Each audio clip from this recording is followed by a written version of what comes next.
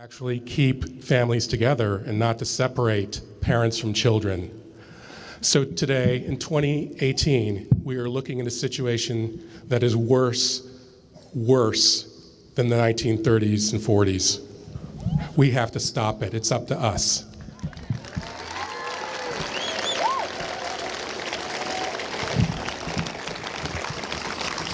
Thank you.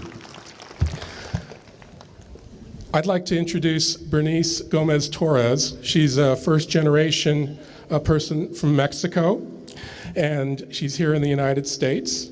And she's going to tell you a little bit about herself, and she's also going to introduce some of the speakers today. My family's been in the United States since the Mexican Revolution. So as a fourth or fifth generation American-born person, I just want to share one story with you before I go.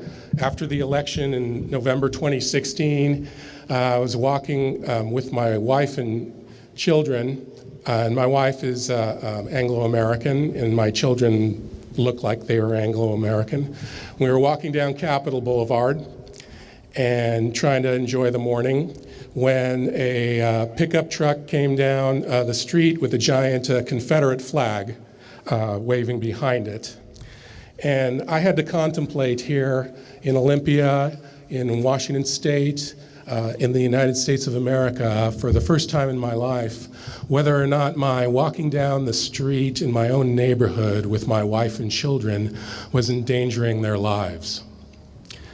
And that's the kind of thing that perhaps people like me don't share with the majority of people enough.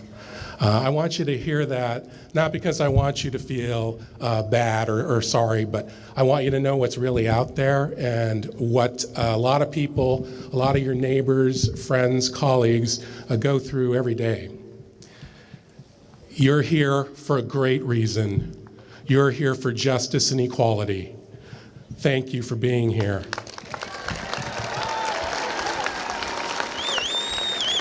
And now, Berenice Gomez-Torres.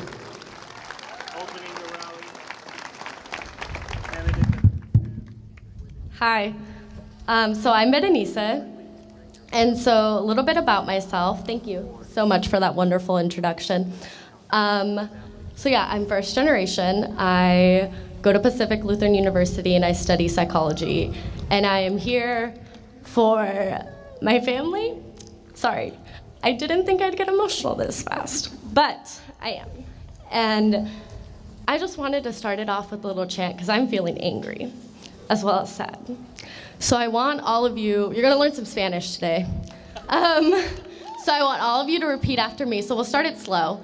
So I want you to say the first thing. So, chinga, chinga. La migra. La migra. So we're gonna chant that for a little bit. Chinga la migra. Chinga la migra. Chinga la migra. Chinga la migra. Chinga la migra. Chinga la migra. Chinga la migra. Thank you. Thank you for that.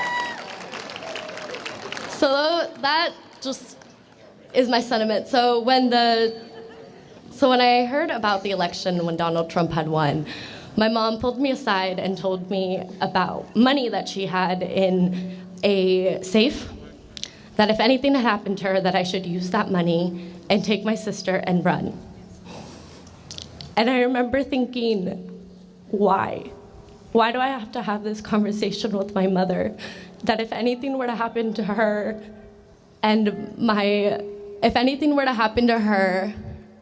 dad, I would be in charge of my 15-year-old sister. And I remember thinking, I need to do something about this. I need to use my voice and speak out about this, and so this is why I'm here. And so now I would want to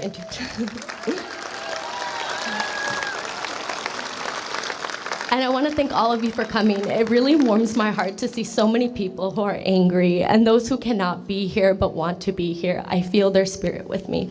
So now I will be introducing Luis Moscoso. And so Luis is the former 1st District representative, was the prime sponsor of the Voting Rights Act for 4 years and use of deadly force bill, which is now reflected in I-940. He spent 33 years in the labor movement and was the founder of the Snohomish County Citizens for Human Rights, Communities of Color Coalition, and the NAACP Snohomish County Organization, and former board member. So please help in welcoming me, Luis Moscoso.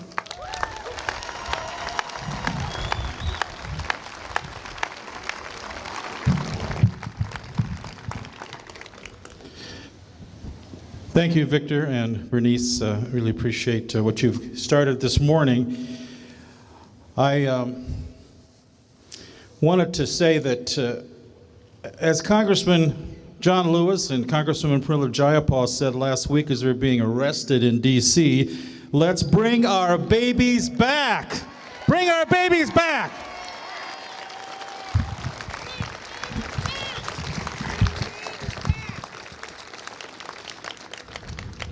Thank you all for being here today. I'm a first-generation Peruvian indigenous American.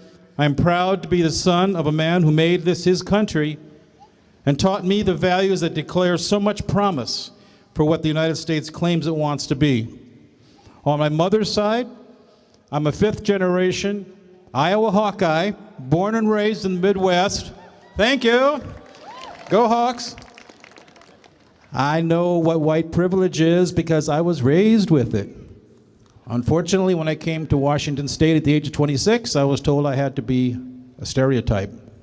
I won't even go into that right here. Clearly, we're not there yet. Too many of us, fortunate to have been born here, take our privileges for granted, but it's at this time in our history that we should understand how our country is facing a crisis that will fundamentally define who we are depending on how we deal with the challenges facing us now. It's important to show our community and the world where we stand, that we will actively resist the unjust and inhumane actions of the Trump administration breaking up families at the border.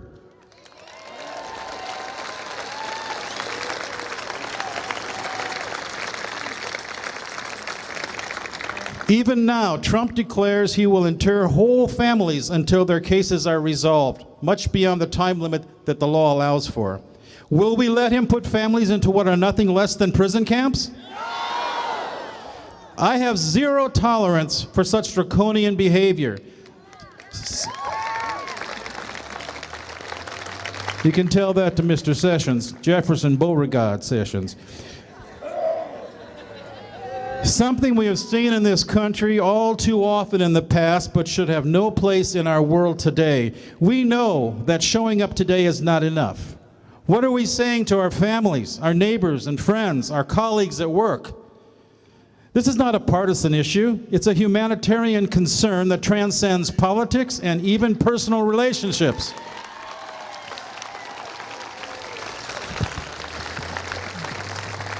If you can't talk to family, friends, or fellow workers about this at this time, you must find a way.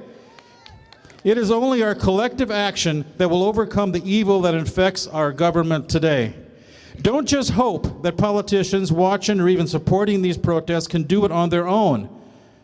Several years ago, I introduced a bill here in the legislature called the Family Unity Act.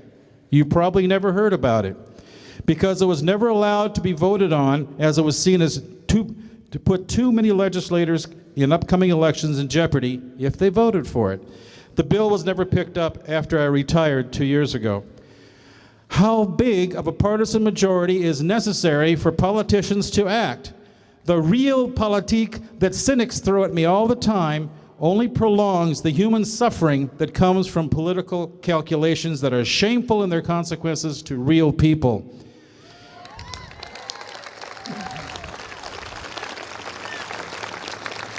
Finally, because of the Trump administration, politicians in both parties now realize the jeopardy our nation is in by not having addressed these humanitarian and social justice issues directly. A comprehensive immigration policy that respects human dignity should be elemental to who we are as Americans. While it's easy to point the finger at politicians or parties, it really rests upon us, the people. What have we demanded that they do?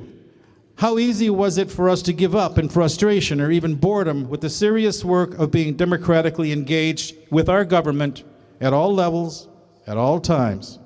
After today, what will we do to stay forcefully engaged? How will we end this nightmare, reunite families, and bring our babies back? Bring our babies back! Bring our babies back! Bring our babies back! Bring our babies back now! Thank you.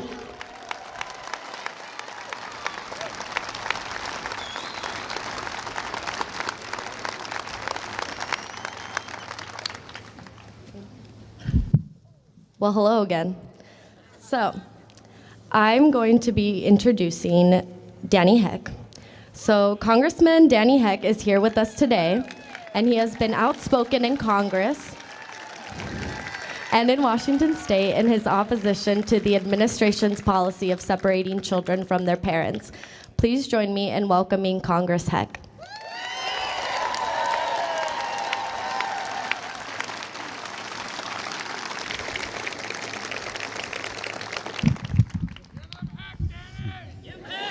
No, give them hell.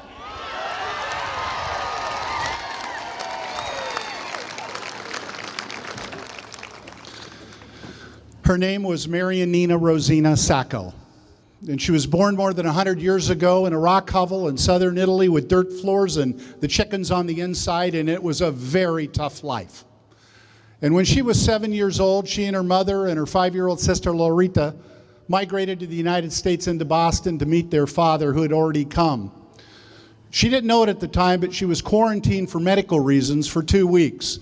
Not a person around her understood her language. She was scared to death. She never knew whether she would see her mother or father again in her life. But she did. They were reunited. And in fact, she grew up to marry another Italian boy. And together they built a very successful business and raised 4 children, 2 CPAs, a successful businessman, and a successful educator. Now, I'm telling you that story for 3 reasons. One, it's personal. That successful educator she raised has been my wife for 42 years, Paula Frusiak.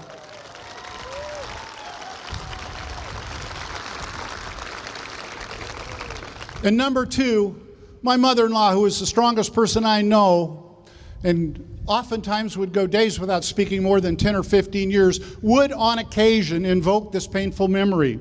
We know that separating children from their mothers and their families is wrong. It's morally reprehensible, and it can do long-term damage to their development. We know that. There's science here. Psychiatrists and psychologists and healthcare workers. There's science behind why this is morally wrong. The hidden injuries can stay with them forever. And that's why families belong together. Families belong together. Families belong together. Families belong together. And the third reason I'm telling you that story is, it's an immigrant story. It's the story of us. Turning our back on immigrants and refugees is turning our back on America. With the exception of the native population and those whose ancestors were kidnapped and forced into slavery, we are all the children of immigrants. Immigrants built America. Or to quote a line from that now classic musical, immigrants, Hamilton, immigrants get the job done. And we should not break families apart or harm children, period, full stop.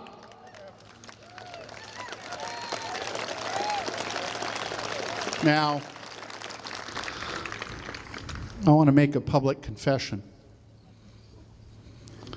There are times when my anger and my frustration, and yes, even my discouragement, knows no bounds. I've had a hell of a week, as has America. We're pummeled almost on a daily basis, frankly, by the acts of an individual. Gives me no glee in saying this, but it's the truth. An individual who is manifestly unfit to be president of the United States, let alone leader of the free world.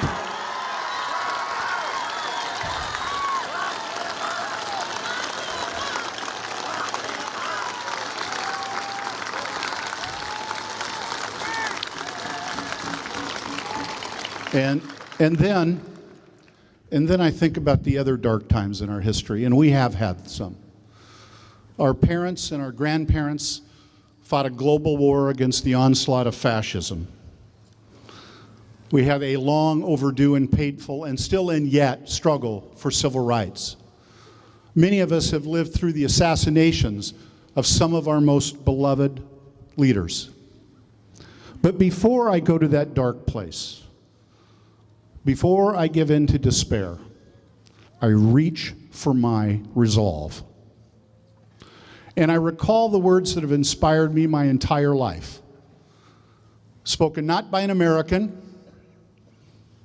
but by Sir Winston Churchill. When death was at the doorstep of England, and they were in their darkest hour, he said to the British people, "We shall go on to the end. We shall fight whatever the cost may be. We shall fight on the beaches. We shall fight on the landing grounds. We shall fight on the hills and in the street, and we shall fight on the hills, and we shall never surrender." And we will never surrender.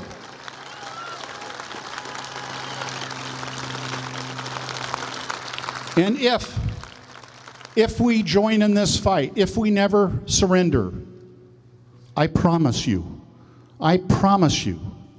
that we will one day again hear the words spoken by an American politician, a Republican, Gerald Ford, who when he ascended to the presidency, in his opening speech, said to the American people, "Our long national nightmare is over."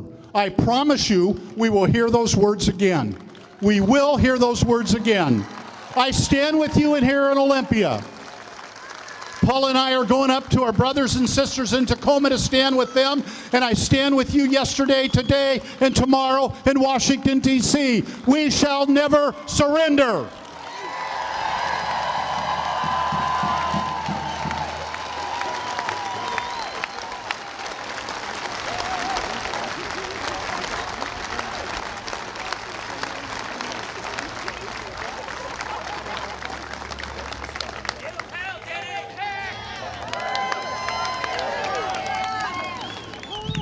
Wow.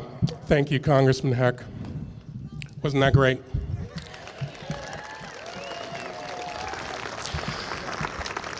Next to speak to us today is Alejandra Esqueda-Hunt, who is a board member of an organization that I really like and support, Cielo.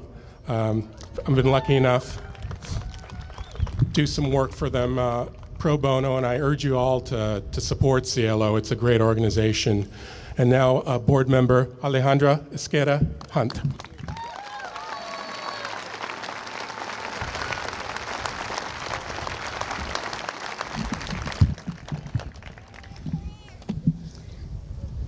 Hello, everybody. Hola. So as Victor said, my name is Alejandra Esqueda-Hunt, and I'm one of the Cielo's board members. I'm also part of an organization called Strengthening Sanctuary here in Olympia. Yes. And I work for this wonderful woman, Steffani Powell, a immigration attorney here in Olympia also. And I'm also an immigrant. I'm from Mexico. And I want to thank you all for being here today, showing your support on behalf of families torn apart at the border, on behalf of toddlers made to represent themselves in court, on behalf of children alone, miles away from their children, or their parents, I'm sorry. Since the beginning of this administration, the attacks on immigrants have been relentless. Detaining and separation of families fleeing violence is heartless and cruel. Keeping children and babies in detention, even with their parents, is not an acceptable solution to in any circumstance.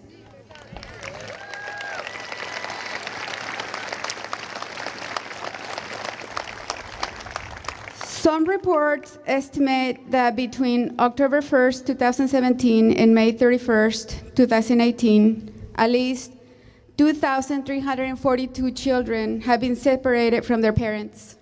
Shame. Shame. Experts believe that this is significant, that there is significantly undercount. There's more probably, but we are not sure of the numbers. Kids should not have been separated from their parents in the first place, and they don't belong in jail.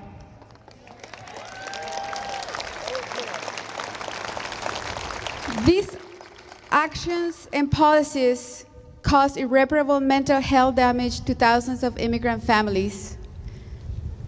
Thanks to this, at the Northwest Immigrant Rights Project, Steffani Powell and I had the opportunity to volunteer at the federal prison, CTAC, in a detention center in Tacoma, where we have met and talked to some of the women that have been separated from their families at the border. Thank you. And when we got to the detention center and started interview some of the people, some men, mostly women, most of them appeared to be broken. There seemed to be, their face looked like they didn't have hope. They were scared, tired. They felt like they were not treated like human beings. They're right. And after we talked to them and convinced them that we were there to help them, they were not sure when we first spoke with them that we were there to help them. It took us a little while to convince them that we were volunteers and we were there to help them through the process to see if they could qualify for asylum. After talking with them and gaining their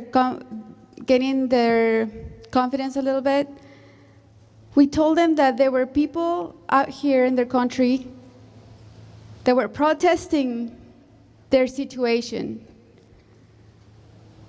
and that they care about them. And we could see a change in their face.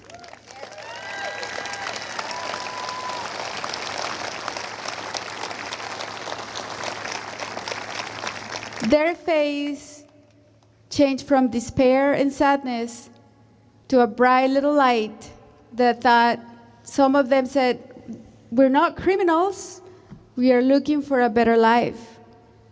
We are looking for hope. We are looking for a place to be peaceful, to raise our families.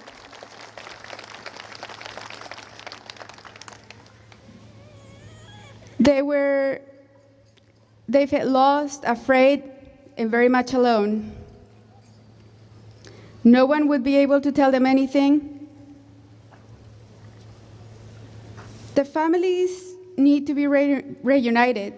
During the interview, people will look at, and they couldn't believe that there are people who care about them. They were surprised that you care. And so my message to you today is, please keep going. Don't give up. We can't stop until people are together, until kids are with their parents. Everything that you do matters.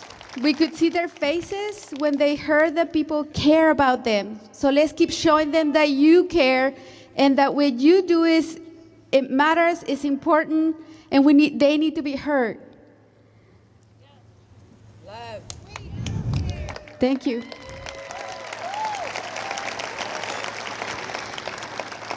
At times it may seem hopeless, but whenever you write to a congressperson, volunteer, come to a rally like this, it makes a difference. You need to continue the pressure, stay aware of what's happening, continue being allies and standing up for those who cannot stand up for themselves. Together, we must stop these atrocities. Let's show what can happen when families are welcome. We are opposed to cruelly bar violently separated and inhumanely and unnecessarily traumatized families. Thank you.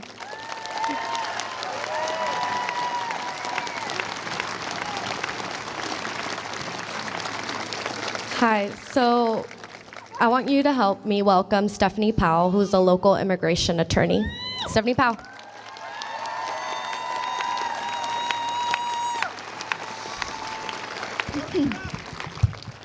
Thank you. What a beautiful sight you are, first of all.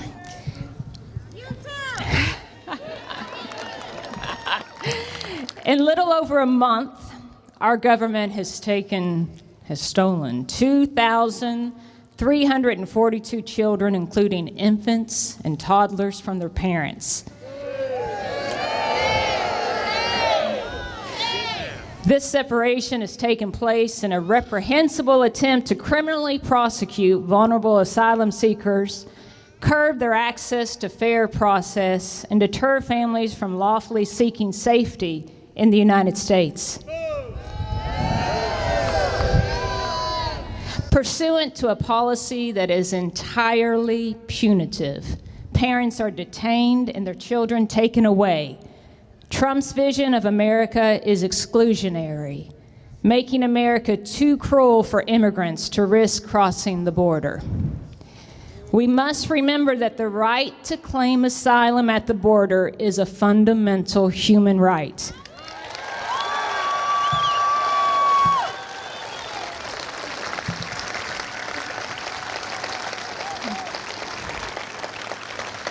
It is recognized by international law and the law of the United States. What is happening is beyond sickening and disturbing. This isn't really about law and order.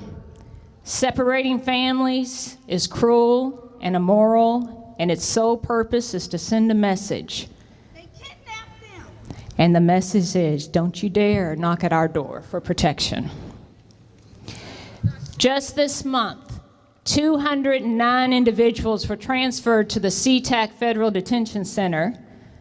Then on June 20th, just 10 days ago, 36 individuals, mostly parents, were transferred from SeaTac to the Northwest Detention Center in Tacoma, where they are attending their credible fear interviews. None that we know have been reunited with their children as of today.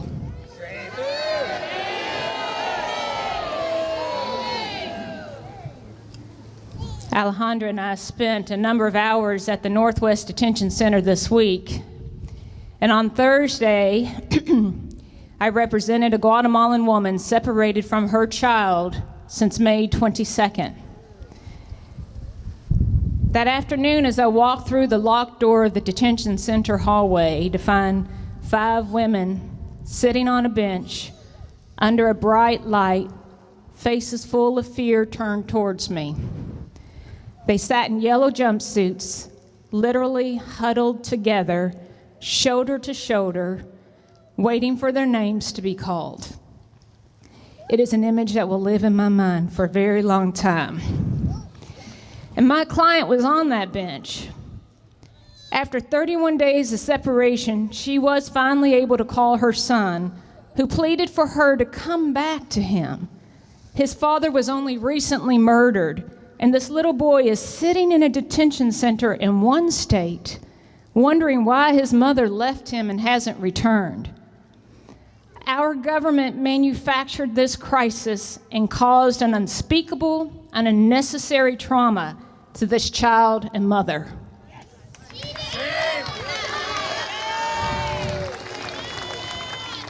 The recent spate of family separations is only one piece of a much larger enforcement and detention machinery that is tearing immigrant families apart, both at the border and inside the United States. The current administration has commandeered the immigrant story. It has beaten, depleted, crushed, ravaged, and subverted the story. It has wrung out all color, love, hope, sacrifice, and struggle. It has erased the tenacity, the courage, the devotedness of the characters in their story. It has successfully vilified, dehumanized, and criminalized immigrants.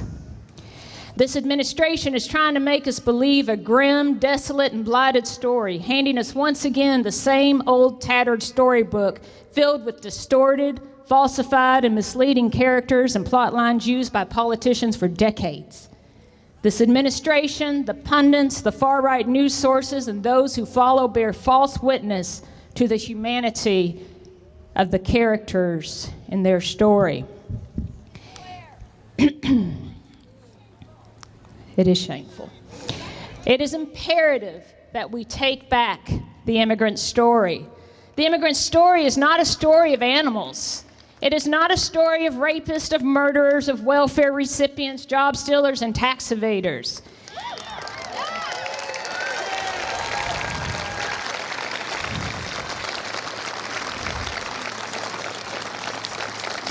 The immigrant story is not a story of people that need to be forced out and kept out by a wall.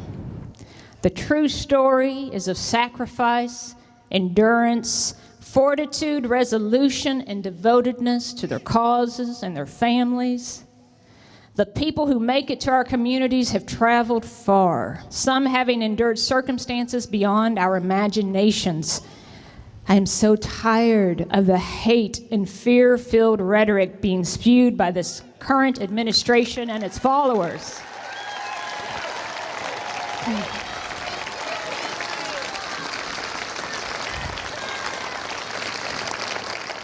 Enough of that. Instead, we should feel humbled by what immigrants have endured and the courage they've shown.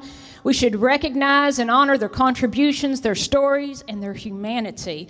We should welcome them, let them know we see them, we hear them, and we share in their struggles and admire their perseverance. And we most definitely should not rip their children from their arms. Never.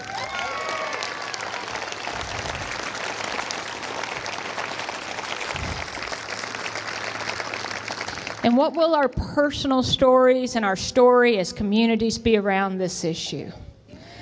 Do we want the story where we stand aside and let things fall as they may, where we throw up our hands in the air and say, what can we do about it? Hell no, I don't think so. I know this community's story. We are about justice, we are about fairness, we're about respect and inclusivity, we are about community, resiliency, and this will not take us down.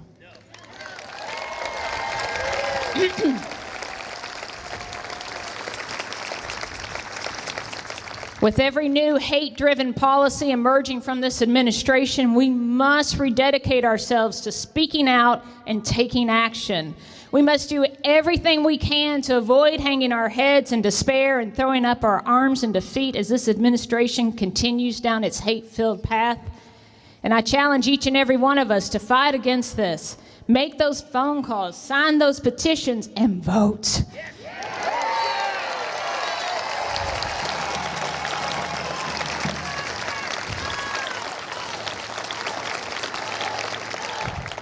There you go.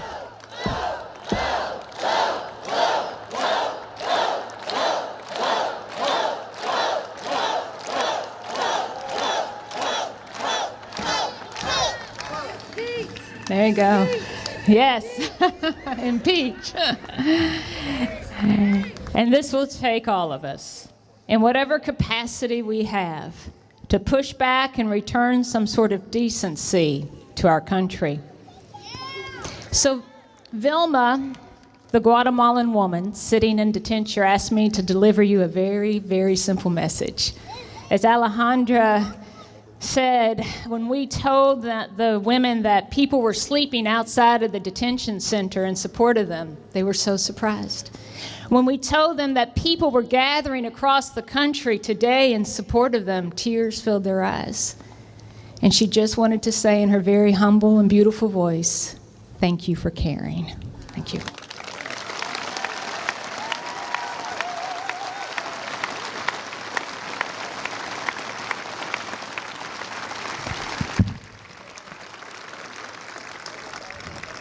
Okay, well, before I introduce the new speaker, you guys are going to learn some more Spanish. So get ready, y'all.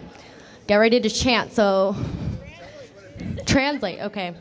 So, el pueblo unido, that's the first part, and it's kind of like the town united. So, el pueblo unido, say that with me.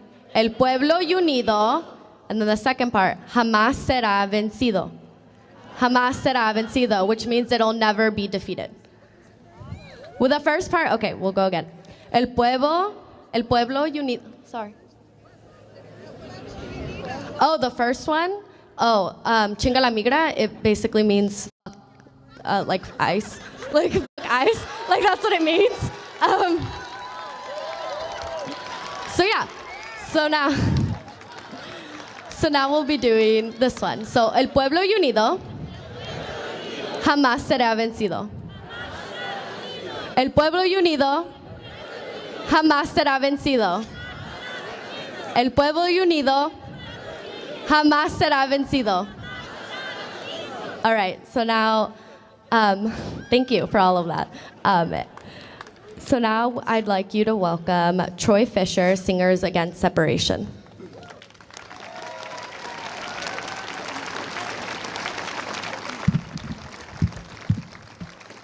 We're just here to lead you. Hope you'll be singers against separation. I'm going to sing a phrase and ask you to sing it back to me. We are free, free, free. Yes, we're free. We are free, free, free. Yes, we're free. We are free, free, free. Yes, we're free. We are free, free, free. Yes, we're free. We will run and we will walk. We will run and we will walk. We will scream and we will talk. We will scream and we will talk. And we'll set these children free because we're free. And we'll set these children free because we're free. Let's put it together. Here we go. We are free, free, free. Yes, we're free. We are free, free, free. Yes, we're free. We will run and we will walk. We will scream and we will talk because we're going to set those children free because we're free. One more time, here we go. We are free, free, free. Yes, we're free. We are free, free, free. Yes, we're free. We will run and we will walk.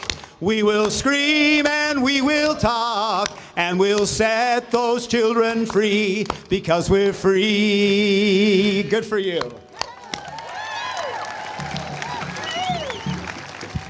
This is Skylar Zimmerman. He's a poet. Lost as casualties to the gravity of selfish alchemy. In this galaxy of fantasy, some turn to the agony of blasphemy. But our future is not a rhapsody of tragedy, because we've got the capacity to change our anatomy from vanity back to family and majesty.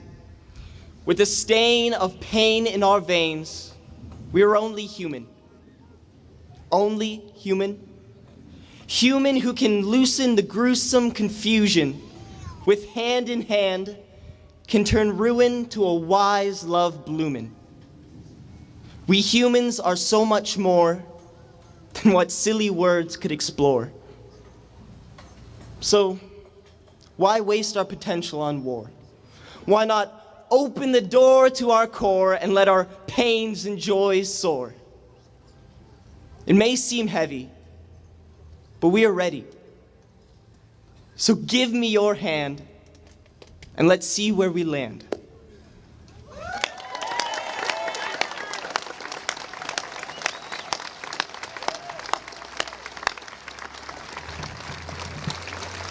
In 1920, a minister in Michigan wrote a song for the children in the Sunday school to sing so that they would know that they were powerful, that they had a power. You know the song, I'm going to ask you to sing it with me.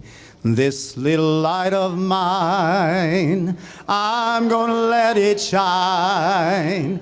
This little light of mine, I'm gonna let it shine. This little light of mine, I'm gonna let it shine. Let it shine, let it shine, let it shine. Everywhere I go, everywhere I go, I'm gonna let it shine. Everywhere I go, I'm gonna let it shine. Everywhere I go, I'm gonna let it shine. Let it shine, let it shine, let it shine. Facing Donald Trump. Facing Donald Trump, well, I'm gonna let it shine. Even facing Donald Trump, well, I'm gonna let it shine. When I'm facing Donald Trump, I'm gonna let it shine, let it shine, let it shine, let it shine. Set these children free. Set these children free. Yes, we're gonna let it shine. Set these children free. Yes, we're gonna let it shine. Oh, set these children free. We're gonna let it shine. Let it shine, let it shine, let it shine.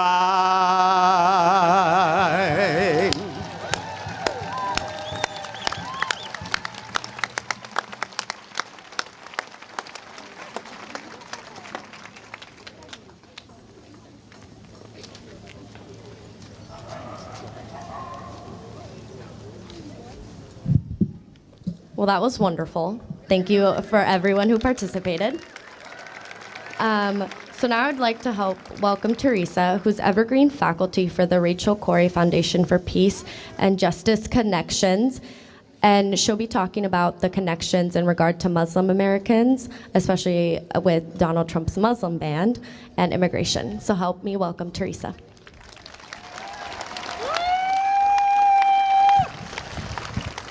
Hello, Olympia. Thank you all for being here. I'd like to commend all the powerful speakers and especially the young women who are coordinating this event and invited me to participate. I'd also like to acknowledge today that we stand on the land of Native peoples of the Medicine Creek Treaty. And for those of us who aren't indigenous to this land, it's a reminder that we or our ancestors traveled far and crossed borders to be in this place and to be guests in this place.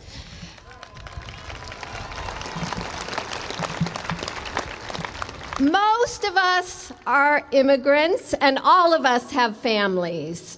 I'm speaking today just as I spoke years ago in Seattle to a large crowd like this, the week after 9/11. I spoke as an Arab American because my Arab and Muslim brothers and sisters were disappearing into detention centers. They were being questioned by the FBI at their workplaces, and they were incredibly vulnerable and afraid to speak out. I also teach young people at the Evergreen State College, and I hear from some of our Latinx and Muslim students that they can hardly sleep at night because they're haunted by the hateful rhetoric that is now transformed into vicious national policy. They too fear separation from their families and deportations. We've all been haunted and horrified by the images we see of small refugee children separated from their parents, crying at the feet of border guards, their small bodies lined in detention centers and cages. We listen as the cacophony of their cries rise as a plea for recognition of their basic humanity. This, while the Trump administration violates U.S. law by denying these families their basic human right to due process.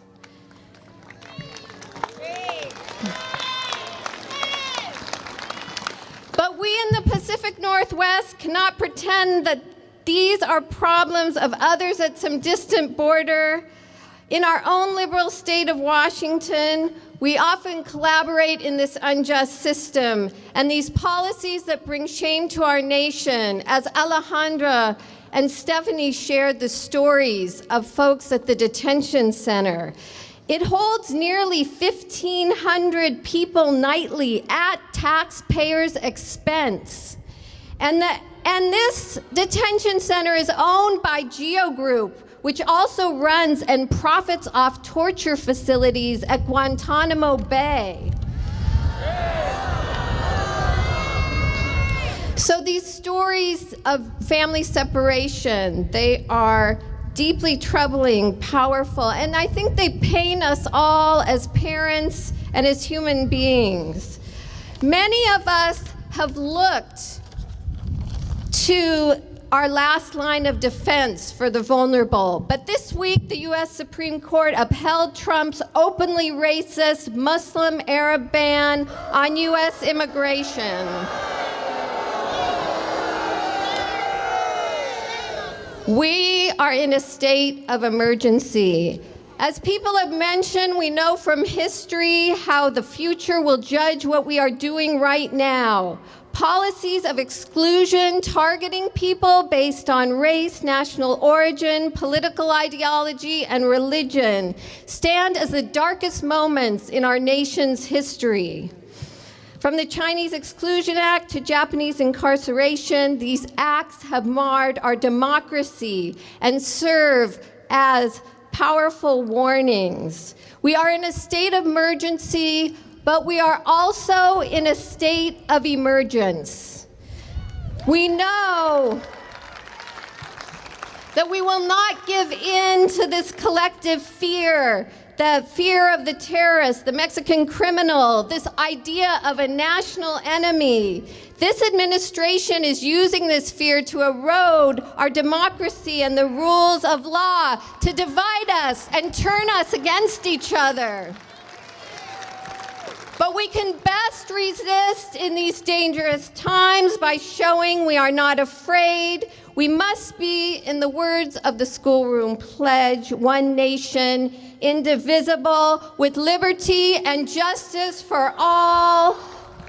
The immigrants, refugees, Muslims, Jews, Christians, African Americans, Indigenous people, Latinx, LGBTQ, all of us, and we know that we are the majority. We are the majority. This is what we are showing at marches across the country. We are part of something big. Marches in the airports, at the borders, sit-ins, growing civil disobedience around the country in protest. I want to commend the 600 women who were arrested in Washington, D.C., protesting last week. And as many have said, if we take no other lesson from history, we know where these policies will lead. We need to forcefully confront them and bring them to an end here and now. Thank you.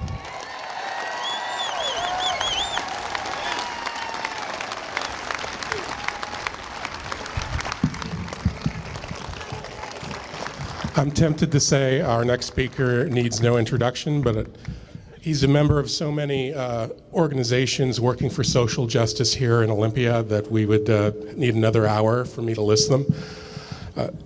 Zahid Chaudry.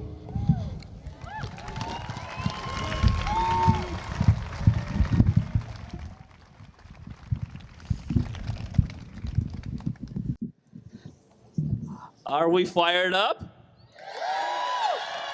Are we fired up?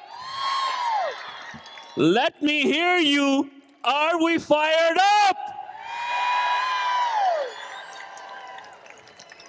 thank you. Dr. Martin Luther King's words come to my mind. He said, in the end, we would not remember the words of our enemies. We will remember the silence of our friends. So let's not be silenced. Let me hear you. Are you fired up?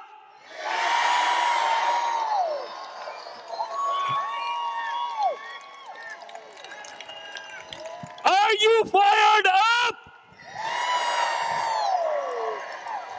Are you fired up? This fire of indignation, this fire of crushing our humanity, let's keep that alive. I would like to share with you, I am son of a refugee. My father was 9-year-old.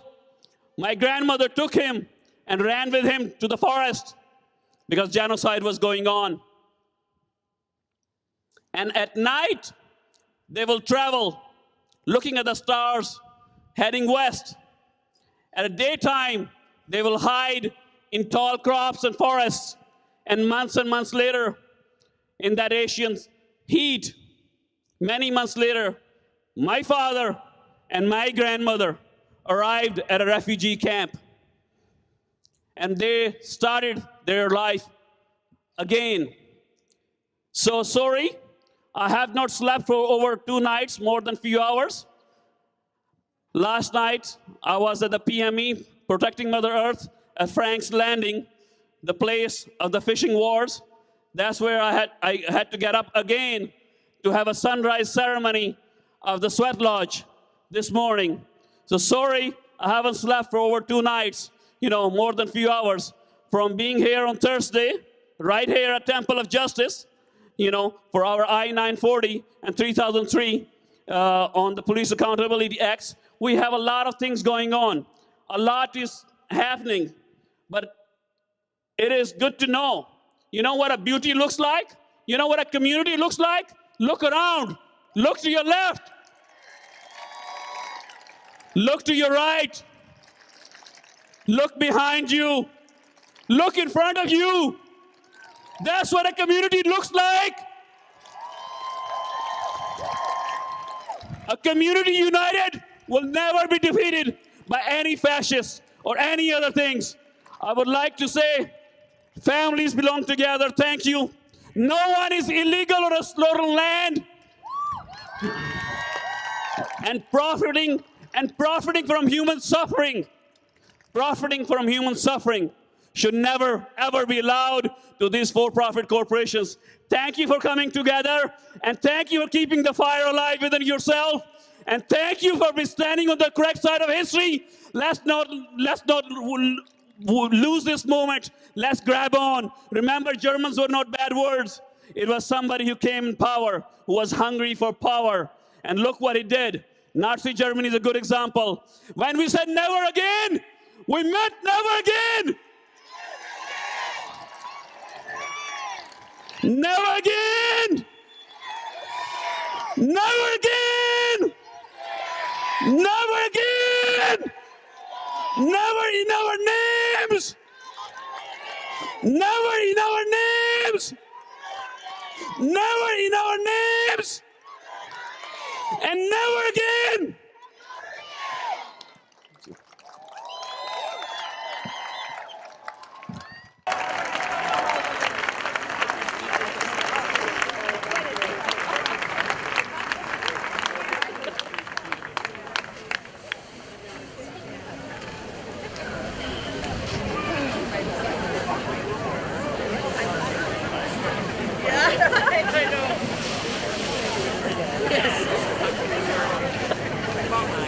Thank you, Zahid, for firing up this crowd. So we have one more speaker. I know it's been a lot. So with all this fire that we have, I want to go back to the first chant we said, because I love that chant. It is my favorite chant. I have been chanting that since I was 5 years old, and I went to my first march in Seattle. So we're going to say it again. So do you guys remember it? Chinga la migra. Ready? Chinga la migra! Chinga la migra! Chinga la migra! All right, thank you. So now, I want to introduce Anne. So Anne Recinos is Guatemalan American lawyer working at the Northwest Immigrant Rights Project in the Tacoma office. She represents individuals detained at the Northwest Detention Center in their immigration processings. Prior to coming to Washington, she was a fellow at the New Orleans Works Center for Racial Justice, where she lent legal support to various civil rights campaigns led by the city's undocumented community leaders. And Recinos, everybody.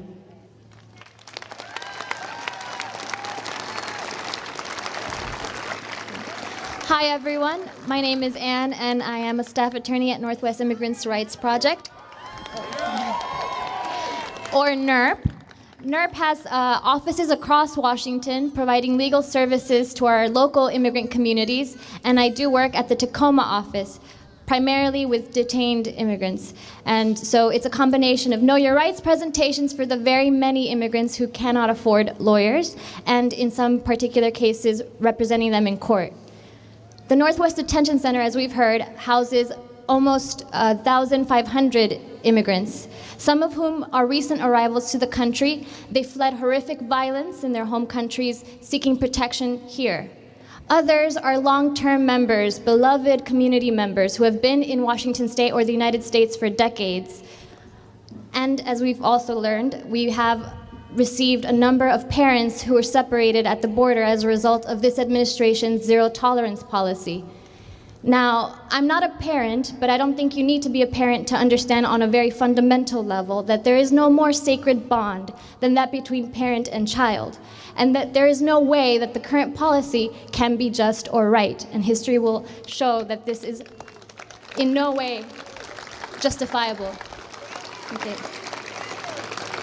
Families do indeed belong together, and as we have become thrown into a new level of existential crisis in this country, I think a lot of people want to know, what can we do as individuals? What can I do to participate more fully?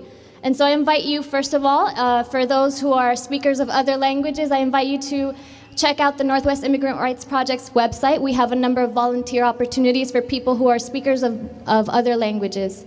I also invite you to check out the aidnorthwest.org website for opportunities to provide food, clothing, other goods, or your time to a group of volunteers who are there every day outside of the Northwest Detention Center welcoming these asylum seekers and other immigrants who are released from the detention center. And most importantly, what I would say is continue doing exactly what you've done today, which is when called upon by directly impacted communities to show up, continue to be good allies and be present and witness, and continue to demand more, because as we've seen and as history has borne out, it won't be our lawyers and our judges in courtrooms or our elected politicians in the halls of power in our country that lead the transformation of this country into the just society we dream. It'll be a people led by directly impacted communities who are insistent and demand more, who act with absolute moral clarity. It'll be the power of the people that transform this country into the just society that we dream. So thank you for being here. Continue to come.